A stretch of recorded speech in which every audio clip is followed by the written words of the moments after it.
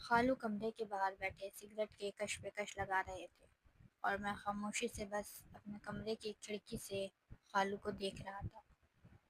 خالو ایک 50 سال کے ادھیڑ عمر آدمی تھے جن کے چہرے پر جھریاں پڑنے لگی تھی۔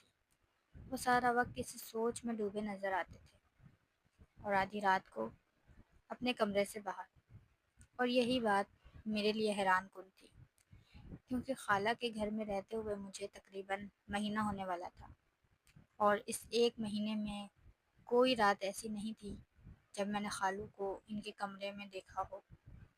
جبکہ سردی کا موسم تھا، کمرے سے باہر کھلے آسمان تلے بیٹھنا ٹھہرا دینے کے مترادف تھا، لیکن خالو پھر بھی خاموشی سے اپنے ہی کمرے کے دروازے کے باہر کرسی پر بیٹھے نظر آتے اور سگریٹ کی کش پہ کش لگاتے جاتے۔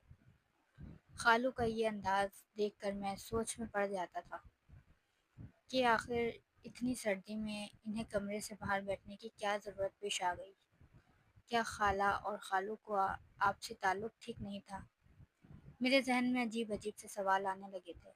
بظاہر تو سب کچھ نارمل تھا، لیکن پھر بھی کوئی بات تو ایسی تھی کہ خالو اپنے بیڈ روم میں نہیں جاتے تھے۔ میرا دل چاہتا تھا کہ میں خالہ سے اس بارے میں سوال جواب کروں، لیکن پھر شرم اور جھجک آڑے آ جاتی۔ ایک جوان حرزہ لڑکا تھا اور خالہ سے اس طرح کی کوئی بات بھی پوچھنا مناسب نہیں تھا۔ لیکن پھر بھی ایک دن یہ